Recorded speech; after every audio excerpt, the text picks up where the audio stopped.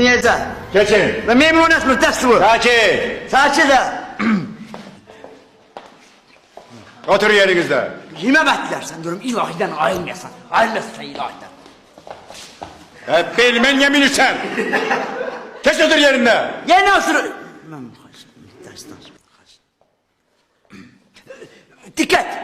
Elinden boşalan, sevgilisinden ayrılan, intihar eden, aşağısını yandıran yoktur ki salamatlığı kalmış. Perviz kardeşim yakışsan.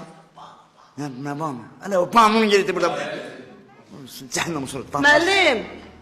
Ay müəllim. Məncə bizim bugün mühazirə günümüz diye. Banmaqlarını sılsın. Müzahirə vaxtır müzakirədən. 10 vaxtır qoy dərs danışım. Rədd olun çıxım gedin. Fatman ise. Yine ne karışırırsa. Kız düzlüyor da.